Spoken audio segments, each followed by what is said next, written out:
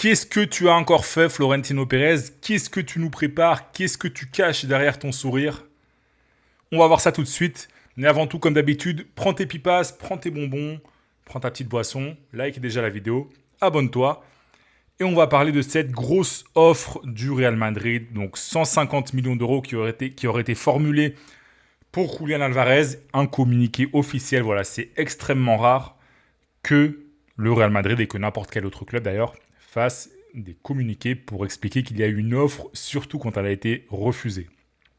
Donc évidemment, la première question qu'on se pose, c'est est-ce qu'il y a vraiment eu une offre?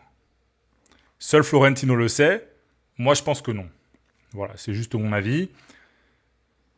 Je pense que premièrement, il avait promis la fameuse recrue mystère à 150 millions d'euros.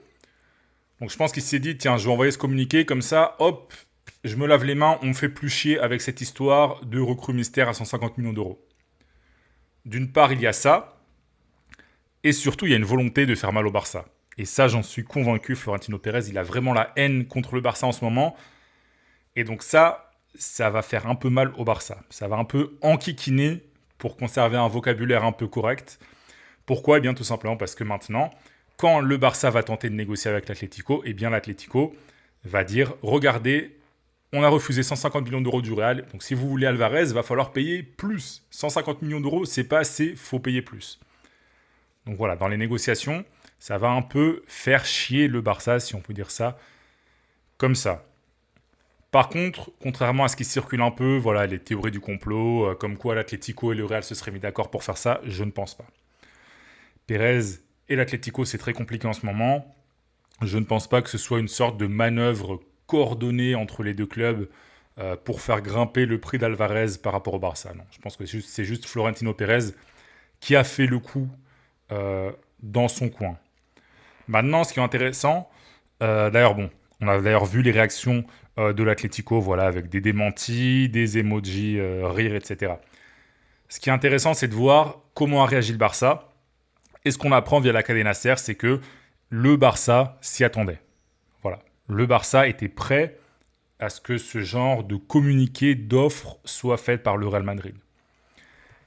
Et surtout, ce qui est intéressant, et je suis totalement d'accord, c'est qu'au Barça, ils se disent Florentino Pérez, il est plus attentif à ce que nous on fait qu'à ce qu'il devrait faire au Real Madrid.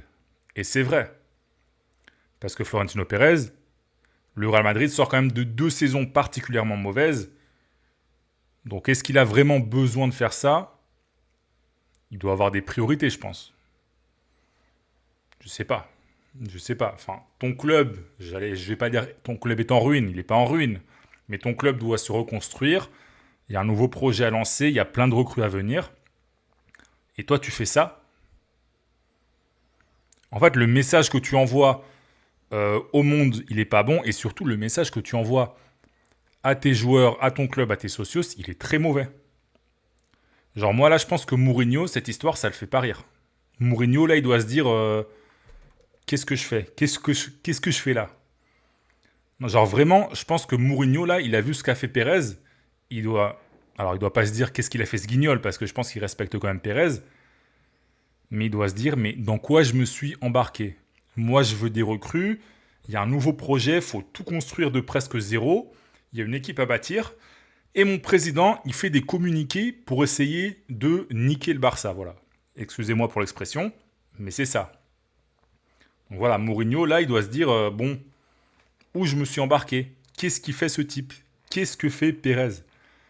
Et les socios, c'est pareil. Parce que là, les gens, je vois sur Twitter, il y a des gens qui disent, bon, Florentino Pérez, il a gagné les élections, il est tranquille jusqu'en 2030. Non, non. Florentino Pérez, il veut vendre une part du capital du club, 5% visiblement. Il va y avoir un référendum et il va avoir besoin d'une majorité absolue dans les votes des socios. Donc Pérez, s'il veut mener à bien tous ses projets, il faut quand même qu'il maintienne une certaine image positive auprès des socios. Il ne peut pas se les mettre à dos. Et pour moi, cette histoire, ça va contribuer à dégrader l'image de Pérez clairement. Clairement. Donc voilà, Florentino, je ne sais pas ce que tu fais. J'ai envie de dire, est-ce que Riquelme aurait fait ça? Je pense pas, clairement pas. Mais bon, bref. Écoute, si t'es fan du Real Madrid, dis-moi tout ce que tu penses de cette histoire dans les commentaires. N'hésite pas à lâcher un petit like, à t'abonner. Et si tu veux être au courant de toute l'actu du Real Madrid et du reste de la Liga, eh bien, reste attentif parce qu'il y a plein de vidéos qui vont arriver.